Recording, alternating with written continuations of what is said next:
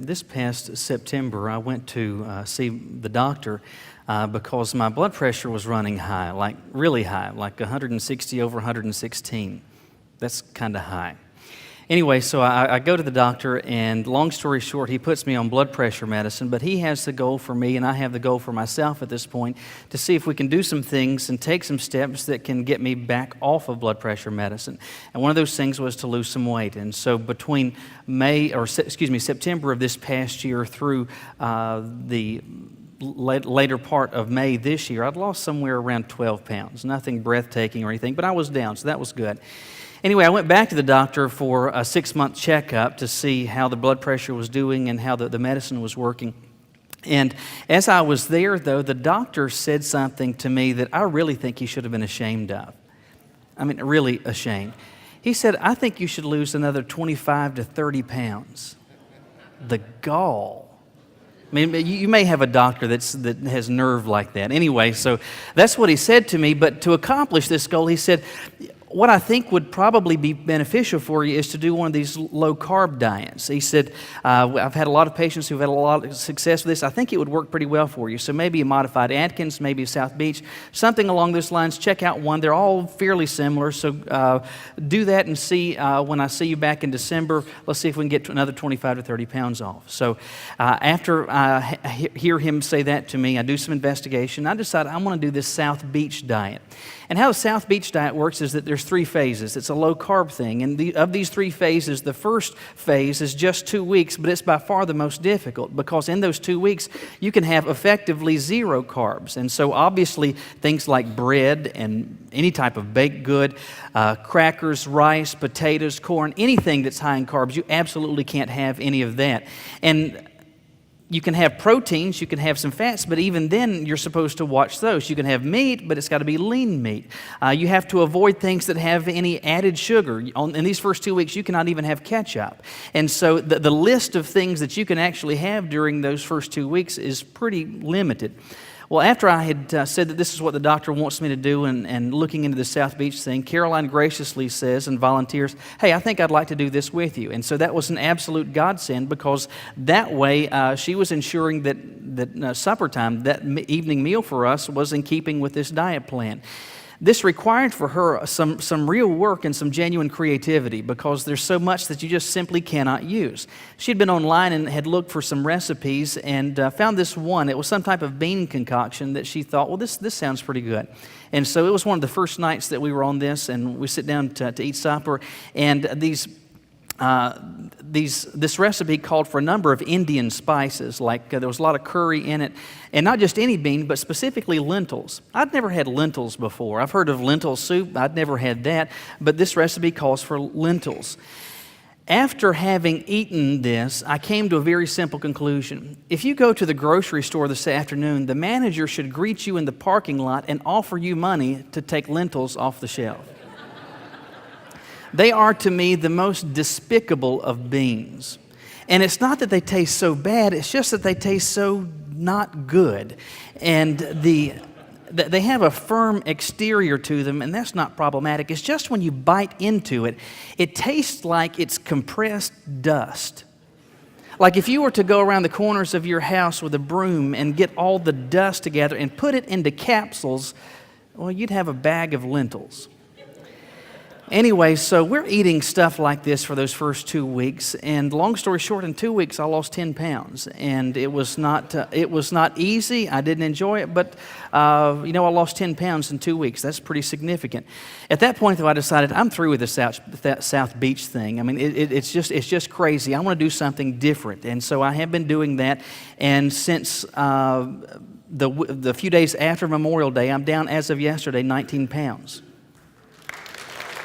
So, like, if I turn to the side, now you see me, now you don't. Anyway, but this past month has really required some work. It's required some discipline. It's required a lot of effort. I wish it weren't that way. I wish we could just eat whatever we want, as much as we want, of whatever we want, And we don't get fat. We don't get high blood pressure. We don't wind up with diabetes and get our feet sawed off. We don't wind up experiencing any of those things. I mean, that's what I wish would happen. But the truth is, we wish for a lot of things, don't we? We really do. We wish for things related to diet and exercise. We wish for things related to money and relationships. We wish for all sorts of things. And that's true also in the spiritual aspect of our lives as well. Throughout the course of your walk with God, you have probably said on multiple occasions, I wish God would ... Or if only God would ... And we're saying, I just wish that God would do some things different. In fact, I wish He would do some things my way, in keeping with my preferences, in keeping with how I'd like to see things happen. Well, this morning we're beginning a new series of messages that I've entitled very simply, I Wish. And the subtitle is a question, which is this: what if God did things your way? What if God wound up doing things my way? What would the consequence of that be? If God did things just how you liked them, if He did everything just the way that you preferred, what would the results be? Now, this morning we begin with this very simple premise. We, like the children of Israel in the Old Testament, we don't like discomfort, we don't like opposition, we don't like suffering, we don't like adversity, we don't like climbing mountains. We want mountaintop experiences without mountains, right? And if we had our druthers, if we could just say, okay, God, this is what I wish. I wish that I would never experience suffering, adversity. I never wish I experienced difficulty in any way. All I want are your blessings just kind of plopped in my lap. That's what I want. I don't want any hardships along the way. That's what we'd like, isn't it? That's what we would wish for. Well, the children of Israel wished for the same thing. If God did that for them, and if He did that for us, if He did that for you, the question is, what would the result be? You see the answer to that question today in Numbers chapter 13. Numbers chapter 13, we'll begin with verse 27.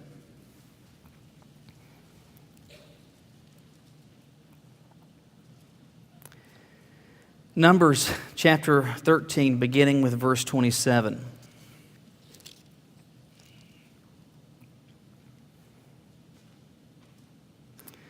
We're told, then they told him and said, we went to the land where you sent us. They're talking to Moses here. It truly flows with milk and honey, and this is its fruit. Nevertheless, the people who dwell in the land are strong. The cities are fortified and very large.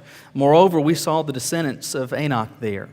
And it goes on to describe the Amalekites dwell in the land of south, the Hittites, the Jebusites, the Amorites. And then you skip down to verse 30 where it says, then Caleb quieted the people before Moses and said, let us go up at once and take possession, for we are able to overcome it. But the men who had gone up with him said, we are not able to go up against the people, for they are stronger than we. And they gave the children of Israel a bad report of the land which they had spied out, saying, the land through which we have gone as spies is a land that devours its inhabitants. And all the people whom we saw in it are men of great stature. There we saw the giants. The descendants of Anak came from the giants. And we were like grasshoppers in our own sight, and so we were in their sight. So all the congregation lifted up their voices and cried, and the people wept that night. And all the children of Israel complained against Moses and Aaron, and the whole congregation said, if only we had died in the land of Egypt, or if only we had died in this wilderness. Why has the Lord brought us to this land to fall by the sword, that our wives and our children should become victims? Would it not be better for us to return to Egypt? So they said to one another, let us select a leader and return to Egypt. And Moses and Aaron fell on their faces before all the assembly of the congregation of the children of Israel. But Joshua the son of Nun and Caleb the son of Jephunneh, who were among those who had spied out the land, tore their clothes. And they spoke to all the congregation of the children of Israel, saying, the land we passed through to spy out is an exceedingly good land. And if the Lord delights in us, then He will bring us into this land and will give it to us, a land which flows with milk and honey. Only do not rebel against the Lord, nor fear the people of the land, for they are our bread. Their protection is departed from them, and the Lord is with us. Do not fear them. All right, in this passage, long story short, you have the people of God thousands of years ago expressing a desire that's very similar to desires that we have today, which very simply is this. We want God to give us, and we wish for God to grant to us His blessings without any struggle, without any adversity, without any opposition. Here it is on a silver platter. If God did that, if He did it for us today or if He did it for them, what would the consequence be? Well, based on this passage, there's a few consequences, and the first is this. God would have people, He would have followers with limited vision. He would have people with followers with limited vision. Now, this is a series of events that we see here that you hopefully are familiar with, but in case you're not, and so that we're all on the same page, let me set the stage for you.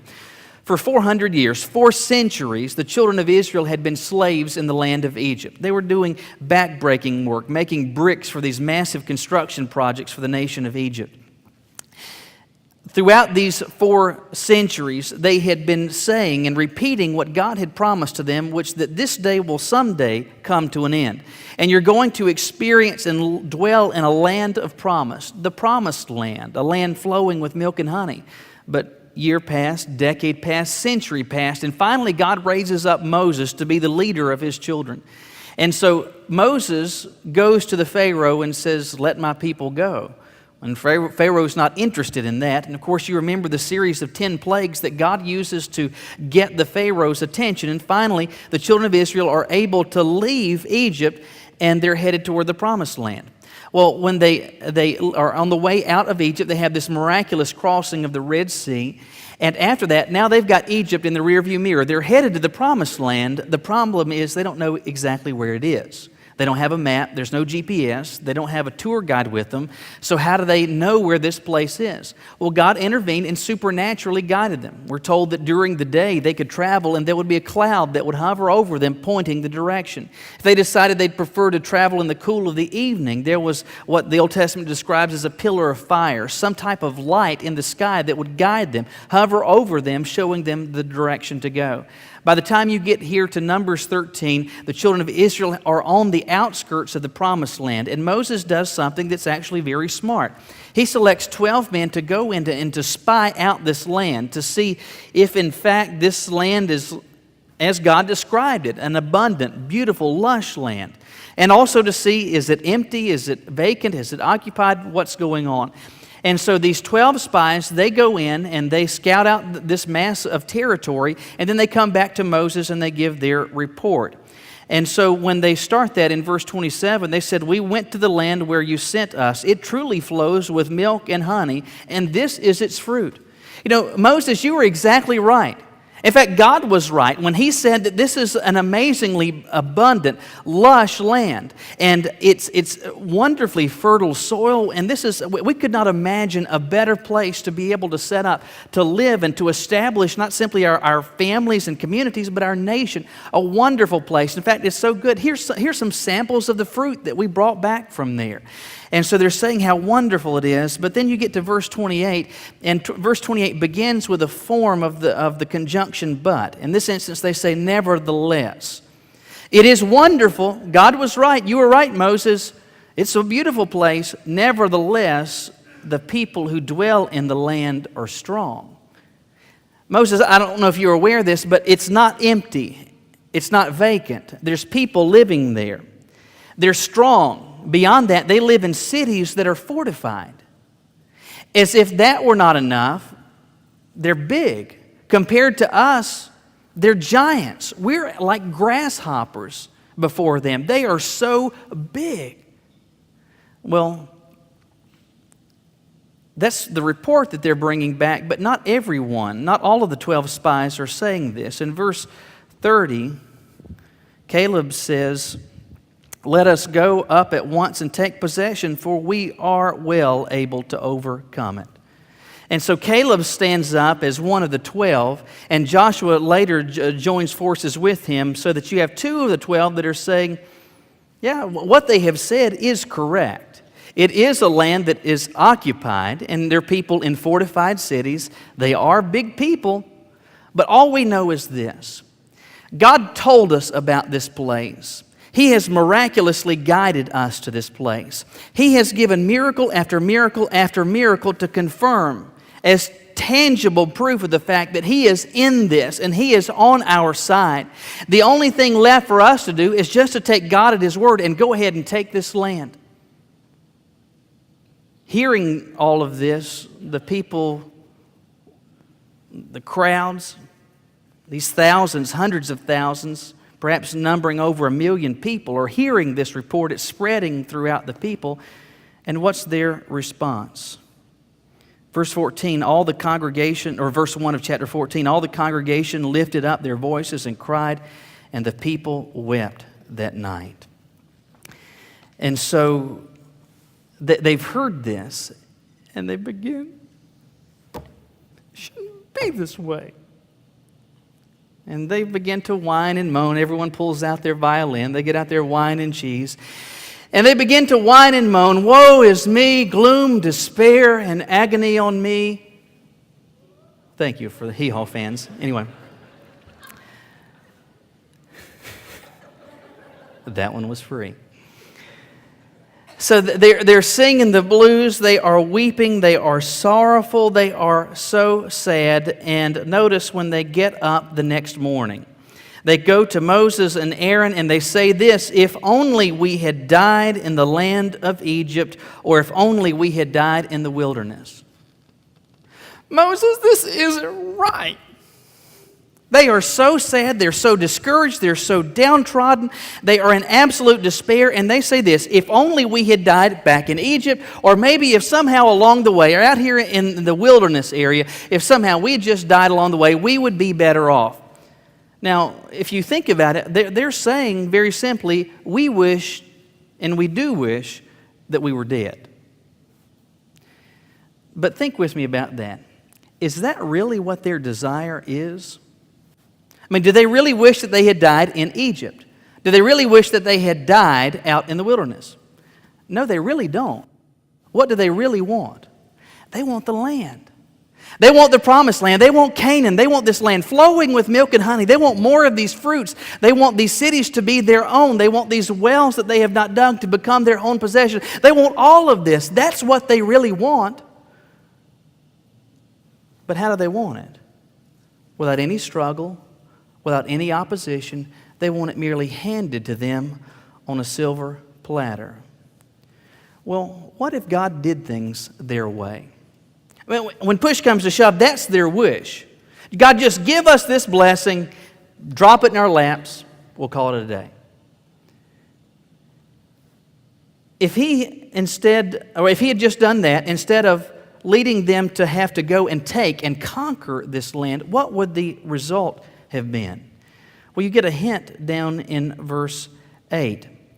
At this point, Joshua, who's also one of the spies, seen its inhabitants, seen the land, seen the potential enemies, he says, God will bring us into this land and give it to us. So between Joshua and Caleb, you have two men saying, yeah, we've been there, we've seen it, we've witnessed it, but God's in this. We can take this. God has led us thus far. God has led us to this point. He has promised this land to us. All we've got to do is go in and take it. There's going to be some struggle. There's going to be a mountain to climb, but we need to climb that mountain. And so do they respond favorably to Joshua's plea? No. We wish we were dead. I wish I had never woken up this morning. I wish I died back in Egypt. I wish I died somewhere along the way in this wilderness. That's what they were saying. Lousy, horrible attitudes. But the question is, why such lousy, horrible attitudes? Out of the 12 spies, you have 10 of them saying, the enemy is so big. You have 2 of them saying, our God is so great. Why such lousy, rotten attitudes? Because of their perspective. The majority is saying they are so big, the cities are fortified, they've got standing armies. We just came out of Egypt, all we've got are some sticks and some rocks. I mean, this is going to be sure slaughter. We can't go into this land. All they could see was the mountain to climb. All they could see was how big the enemy was. All Joshua and Caleb could see was just how big their God actually was. With all of that said, here again is the question. What if God did things their way?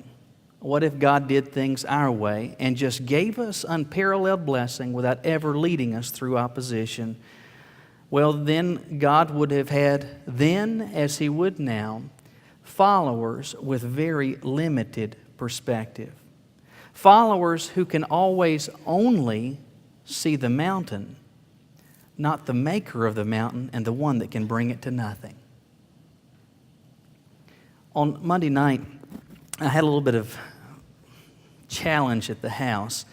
Long story short, we've got a sunroom in our house that we haven't really used, but Caroline's going to be starting homeschooling in August, and so this is going to be the classroom for the guys. And along the floor on one side of the wall, there is this baseboard heater. At some point decades ago, and our house was built in 41, so I don't know at what point this was added, but at some point somebody put this baseboard heater out there. But that was well before the time that they came in at some point later and put in central heating and air and put vents in there. So long story short, we've got this sunroom that we have this baseboard heater in that we don't use and that we no longer need. And so I decided after supper on Monday night, I'm going to get this thing out. The first thought was to move it, but then as this begins, we decided we're just going to remove it. And I get some tools out, and I get one side of it off, and then I get over to the other side, and I'm having some real difficulty. And there's a screw that I don't know how to access that I can't get out. And just under that screw is the power cord or the electrical cord coming out of the wall. So I've got the screw here, and just beneath it is the power. And so I can't get to the screw, and so I found a saw, and I start sawing through. What's the matter with y'all? Anyway, I start sawing through this screw to see if I can get this out, but I'm having some trouble. And Caroline comes out and she's checking on me. She's a little concerned, and all I knew at this point, or what at least I thought I knew, was this. There is power coming out of the wall to this baseboard heater. Just above it is an outlet. So in my mind, two things were true. They're on the same circuit, and it's 110 volts. Don't assume that. Anyway, thankfully, even broken clocks are right twice a day, and I had a smart idea. I decided I'm going to call Robert Rue. Robert is retired, but is an electrician, and so I called Robert and told him what I was trying to do, and he said, I'll come over there in just a minute and help you with it. So Robert came over, and I told him, I said, these, I'm sure on the same circuit, it's 110 volts. He said, no, they're actually on different circuits. It's not 110 volts, it's 220 volts. The same electrical current going to your stove is going to your electric dryer. Now, I was sitting with a power saw above that screw getting ready to go down. I want you to understand, you should, if you're glad that I'm here today, you should thank Robert after this service is over. Because if he had not come over, that Monday night could have had a very different ending. Because if Robert had not come over, at some point in that night, I would have been cutting into, unaware, but intentionally cutting into a live 220 volt power line. Among the things that happened that night, and among the things I learned was this one simple lesson. When the evening and when that project began, I had in my mind, I know this, I know this, I know this. And that experience, and Robert coming over there, and me experiencing some difficulty, brought me to this realization. It helped me to see about electrical stuff just how little I know and just how much Robert knows.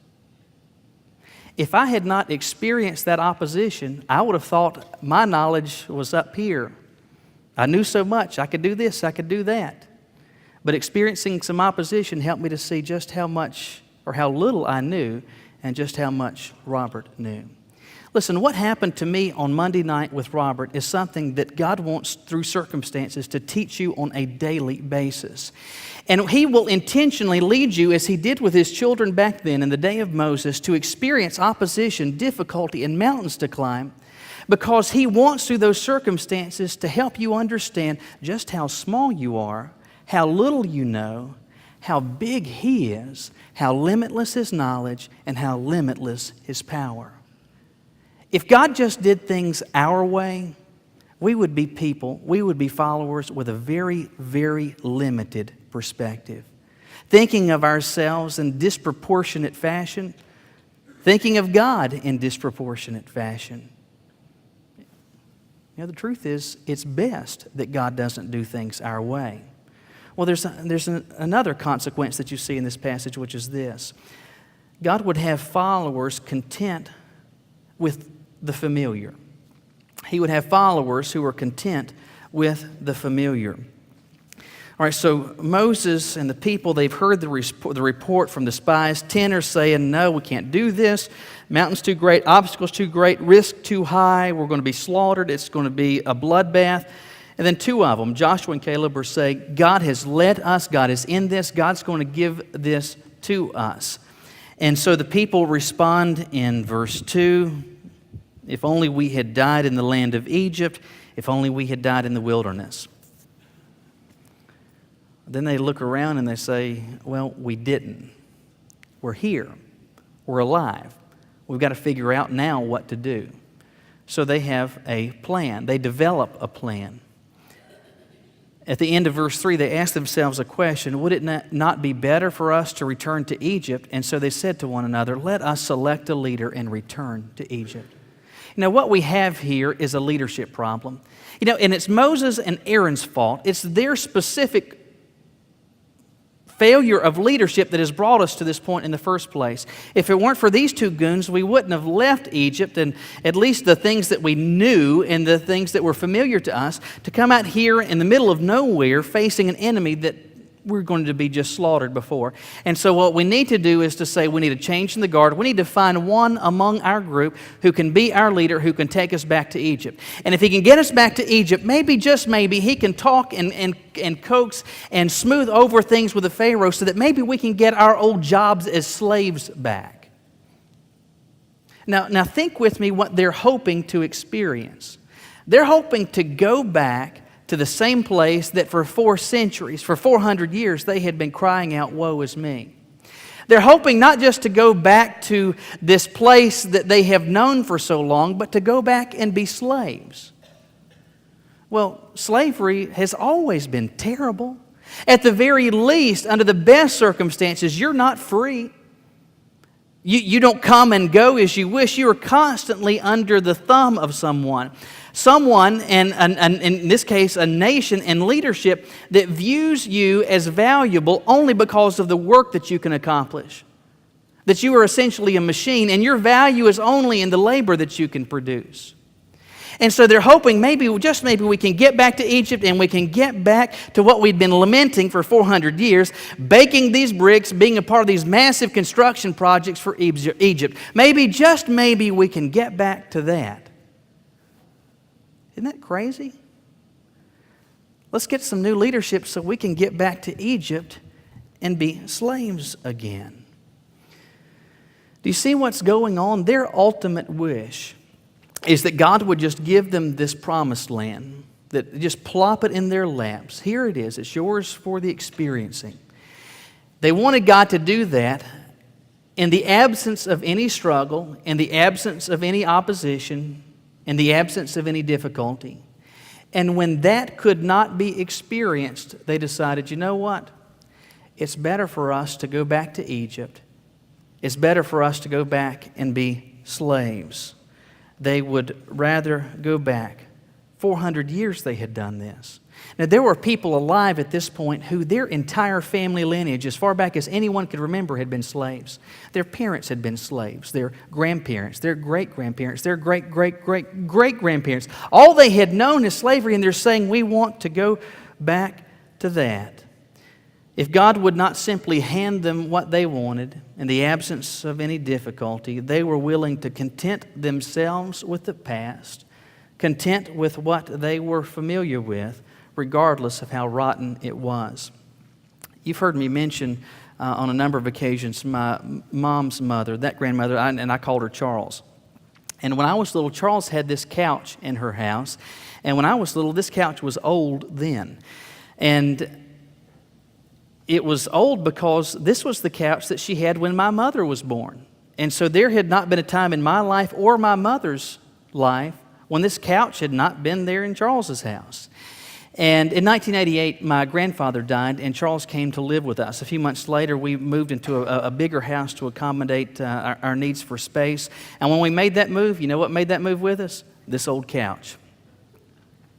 Isn't there a show named after? No, this old house. That one was free too. Anyway, so this old couch makes the journey with us and comes into our new house. And repeatedly over the successive years, there would be statements where one or multiplied of us would say, you know what, we just need to get rid of that couch. It doesn't look good. It's 100 years old. It came off the ark. It doesn't sit good. We really, it's time just to replace this couch with something that looks better, something that sits more comfortable. It's time to replace this. And every time that suggestion would be made, Charles would respond very negatively to that. No, we don't need to do that. We don't need to buy something else. There's nothing wrong with that one. That was always said, there's nothing wrong with it. And so there's no need to replace this. There's no need to go to the expense of buying this. Don't pay this because this is still okay. Well, do you know when that couch left my parents' house? Well, in 2008, when my grandmother left this world. She wasn't going to get rid of it so long as there was a cost to getting something better. So long as there was a price to be paid to get something that looked decent, that sat decent, so long as there was a cost involved, no, we don't need to do that. We just need to keep what we've always known, what we've always had, what we've always experienced. Understand me in this. God wants you and your walk with Him to be characterized by progress, continuing to advance, continuing to deepen. Deepen in your knowledge and your understanding of Him and His Word, advancing in your relationship so that you're growing closer and closer and closer to Him. But doing that, deepening our walks with Him, deepening our understanding of Him, progressing spiritually, it always involves costs. Costs that will sometimes and oftentimes lead us through difficult circumstances. Circumstances that may involve opposition, risk, potential loss. It may require some hard work on our part. It may require us getting rid of some things, that we exercise more discipline, that we intentionally go into circumstances knowing that adversity is going to be a part of it. Knowing that or coming to discover that, too many times what we do as believers is say, no, I'm just not going to do that. It's not worth all of that. And spiritually, we say, I'll just keep my old couch. I'll just keep my old couch. Listen, there are some things about God that you will only learn through the experience of adversity. There's things that you'll only come to know of yourself in the face of opposition. There are habits that can only be broken and disciplines that can only begin in the face of a challenge. And if God simply granted our desire, which was the desire of His people in the day of Moses, that He just give us unparalleled blessings and plop them down in our laps, well, He would have people and He would have followers who were just content with the familiar, regardless of how lousy it is. God didn't want His people then, and He doesn't want you today to settle. God doesn't want you spiritually keeping the old couch. He's wanting you to progress, and progression oftentimes will lead through the path of difficulty. If God just gave us what we wanted, dropped the blessings in our lap without difficulty or opposition, there would be consequences, and there's a final one that this passage points out, which is that He would have followers who really didn't need Him. He would have followers who really did not need Him. Hearing all of this that's going on, Joshua and Caleb do something. In verse 6 it says they tore their clothes. And they did so as a tangible expression of their exasperation. They're so frustrated. They're so beleaguered in their spirits. They just can't believe this. What's the matter with them? We're the people of God. He's led us this far. Look! Don't you remember the Red Sea? Don't you remember the plagues? What's the matter with you guys? And then He says to them in verse 8, if the Lord delights in us, then He will bring us into this land. On the surface, when he says, if he delights in us, he will bring us into this land, it kind of sounds like Joshua might be saying to them, if God's feeling okay about us, if his attitude is good, if he's not kind of in a sour, dour mood, then maybe he'll give us this land. That's kind of what it sounds like, until you recognize that the phrase that is translated delights is best translated and conveys the idea of this. If we do what delights, or if we do what pleases him, then he will bring us into this land. Joshua and Caleb are aware of something that Moses and Aaron and all of the people understand. There's implication in this verse. If we will do what pleases God, if we will do what delights him, then and only then will we experience this blessing. Then and only then will this promised land become our possession. If the Lord delights in us, then he will bring us into this land. When Joshua says this, he understands, Caleb understands, Moses and all the people understand what that thing is. That which pleases, or that which delights him. And what was that thing? It was actually to go into the land, to start facing these giants, toe to toe and nose to nose. That's what was going to please God, and that and only that was going to lead them to experience that land. But suppose God did things just how they wanted. Here it is. It's yours for the taking. Just show up. This is now your new home. Well, what would God be left with? Well, he would be left with people that just did not need him. People that wouldn't have to depend on him. People that ultimately would not have to trust him. Notice he says, if the Lord delights in us, then he will bring us into this land and he will give it to us. Joshua is making very plain and clear terms, if we do what he's asked us to do, then he will do what only he can do, which is to give us victory in the face of insurmountable odds. And if God had not led them to experience adversity, if they didn't have to experience difficulty, he would have wound up with people that just didn't need him, that really did not need him. Well, in case you haven't noticed, I don't have a full head of hair. And that's not a fact, that's not a reality that really bothers me, except for this one little thing. I guess up until I was about 21, 22 years old, I had a cowlick right here. And what aggravates me is that there was never a time when that cowlick just laid down properly. It just kind of one day fell out. I'm a little aggravated about that. But apart from that little tidbit, I don't mind the fact that I don't really have much hair. That is until I go outside, especially in the summertime. And those of you who are like me and are follically challenged, you can attest to this. You can go out, for example, this afternoon, if it's going to be sunny out this afternoon, you can stand out there literally a couple of minutes, and you can feel your scalp beginning to just get scalding hot, and you can feel your skin beginning to just fry. Yeah, thank you.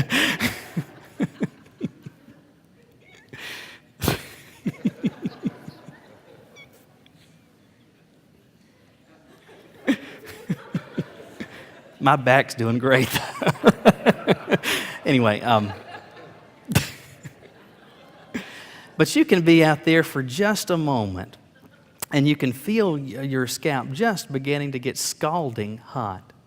And it's then, when the heat gets turned up, that I realize just how much I actually needed some of that hair.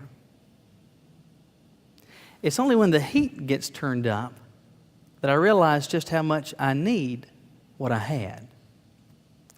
Listen, if God did not lead you through the path of adversity, if you never experienced difficulty, if you never had a mountain that you had to climb, the truth is you wouldn't ever get to a point where you recognize, I need him. I need him. I can't do this without him. And you know what? God's not looking for Lone Ranger followers. He wants actual followers, those that are following him, those that recognize they need him, those that depend on him, those that trust him. You know, the people in Joshua and Caleb's day, they're not that different from us. They wanted God's blessings. They wanted God to be merciful and gracious and give great things to them. We want the same thing. And in truth, we want it the same way, without any difficulty, without any adversity. But you know what? It's best that God doesn't grant our wish. Best that He doesn't grant our desire. Because if He did, we wouldn't need Him. If He did, we would have such limited perspective, never seeing how great He is, thinking of how strong we are. If He did that, we would be those that are always content with the past, never recognizing that blessings oftentimes come through the furnace. You know, maybe you came to this place this morning thinking, you know, I really wish God wouldn't lead me through what I've been going through this past week. You've been experiencing your own challenges, your own difficulties, your own adversity. And maybe you have wished and longed and said, you know, I wish God would do things my way and just make this go away.